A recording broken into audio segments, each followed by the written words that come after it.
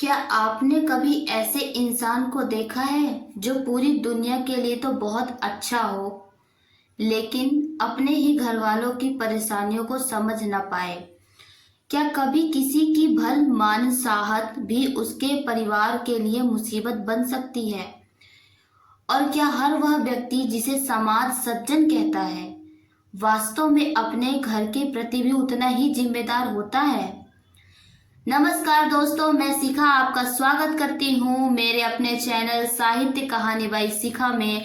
आज हम सुनेंगे मुंशी प्रेमचंद की एक ऐसी कहानी जो एक पत्नी के मन में वर्षों से दबे हुए दर्द, शिकायत और गिले को सामने लाती है। यह कहानी केवल एक परिवार की कहानी नहीं, बल्कि उन अनगिनत घरों की कहानी है जहां बाहर की दुनिया और घर की सच्चाई एक दूसरे से बिल्कुल अलग होती है। तो आइए बिना देर किए हुए सुनते हैं मुंशी प्रेमचंद की मार्मिक कहानी गीला। जीवन का एक बड़ा भाग इसी घर में गुजर गया, पर मुझे कभी सुख और आराम न मिला। दुनिया मेरे पति को बड़ा सज्जन, बड़ा उदार और बड़ा भला आदमी समझती है, लेकिन जो उसके साथ दिन रात रहता है वही उनकी असली आदतों को जान सकता है। लोग प्रशंसा इसीलिए करते हैं क्योंकि वे बाहर वालों के लिए जीते हैं, घर वालों की अपेक्षा। मेरे पति भी ऐसे ही हैं। घर की जरूरतों की तरफ उनका ध्यान कम और बाहर वालों की तरफ ज्यादा रहता है। बाजार से कोई सामान मंगवाना हो तो ऐसी दुकान को चुनेंगे जहां कोई ग्राहक भूल कर भी ना जाता हो। मैं बार बार समझाती हूँ कि चलती हुई दुकान से सामान लाया कीजिए, वहां ज्यादा माल मिलता है और सही तौल पर भी और ताजा भी रहता है और उचित दाम भी रहता है। लेकिन नहीं, उन्हें तो हमेशा वही दुकान पसंद आती है जिसकी बदनामी पूरे बाजार में फैली हो। घी लाएंगे तो मिलावटी, तेल लाएंगे तो ऐसा कि बालों में लगाते ही चिपक जाएं। चावल लाएंगे तो इतने मोटे कि बैल भी खाने से इनकार कर दे। दाल में कंकड़ भरे होंगे और घी में जाने क्या क्या मिला होगा। मुझे समझ नहीं आता कि उन्हें ऐसी दुकानों पर भरोसा कैसे हो जाता है। असल कारण यह है कि जो भी व्यक्ति उनसे मीठी बातें कर ले, वे उसी के मुरीद हो जाते हैं।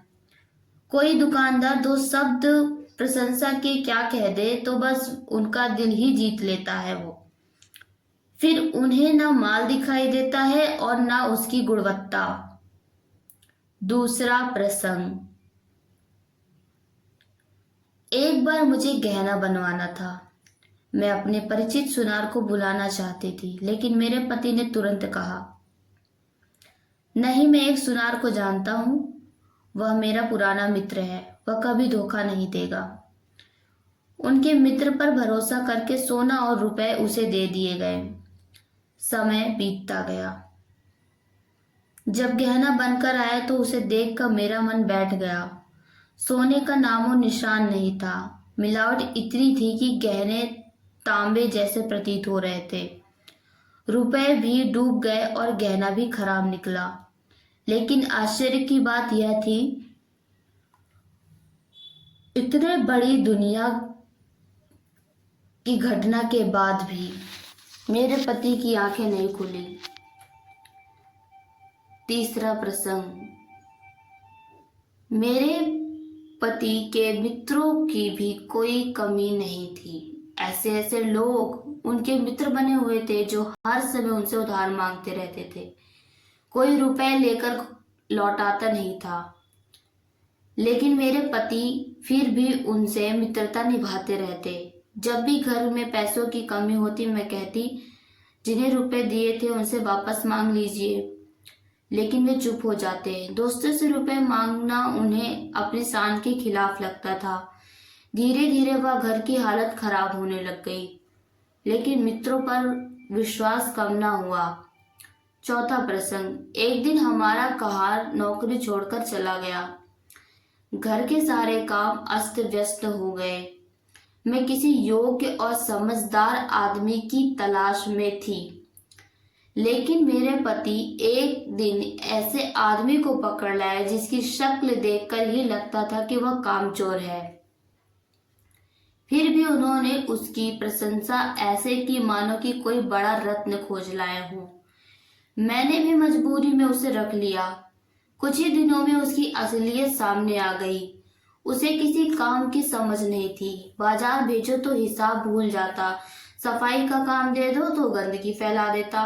लेकिन मेरे पति हर बार उसकी गलती को गुड़ साबित करने में लगे रहते थे।